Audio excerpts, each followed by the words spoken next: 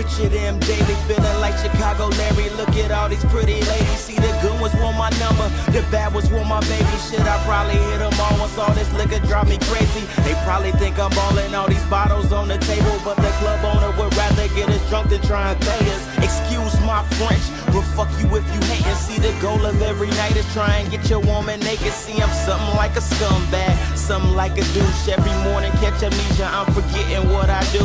My mama be proud, but she know these girls is loose. She know her son is tight. What up, YouTube? This your boy Down Low back with another album review.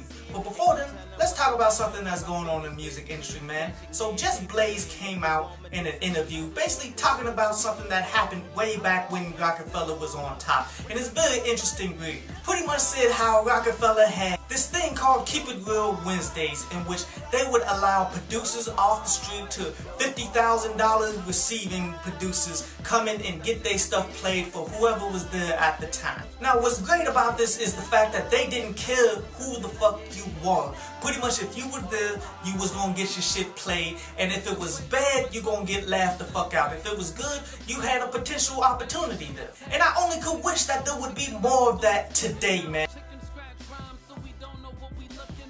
But anyway, on to today's album review, and it's to that J. Cole, Born Sinner. And I told you guys I didn't want to listen to it until it dropped, but yet he dropped his own live stream of it, and I'm like, that's cool with me. You want people to listen to it before they cop it? I'm cool with it. And which the link to it is in the description for anybody out there who want to peep it. And I definitely recommend you do. Simply because the album is good, man. It's not as good as I hoped or I thought it would be, but it definitely got some tracks on there, man. Like my favorite ones were that Runaway, that Crooked Smile with TLC was a beast, and that Born Sinner track, man. Those were pretty damn dope. But overall, I got to say the album, man, is one of those that you go to iTunes and select the best tracks off there and download it. You don't buy the whole thing, even though he's spitting throughout. Like a bunch of tracks that I did not mention, he got some solid lyrics like that Rich Niggas, man. I definitely liked what he did there. Started out the song saying how he fucking hates all these rich niggas, man, wondering how the hell did they get to where they were at. But as the song progresses and he rises up within the ranks, he pretty much becomes these people, and he becomes numb to the things that money has to fucking offer.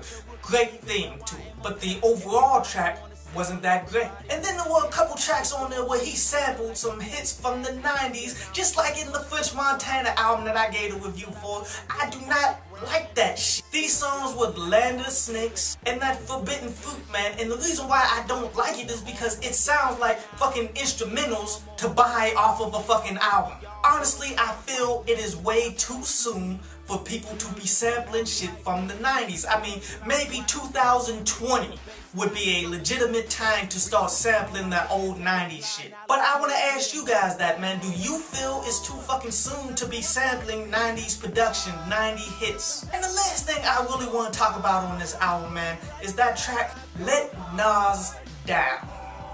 Now, this track is pretty much about a conversation that J. Cole had with No ID once he dropped a single off his first album, in which No ID said that Nas was disappointed that he dropped that shit. It was bullshit. Now, I am assuming that the single that he's speaking about is Nobody's Perfect, in which that pretty much has to be it. Now, the song goes through and explains J. Cole's situation. Pretty much, Jay-Z wasn't going to give him a drop date if he didn't have a hot single. But let me give my full thoughts to Nas right now.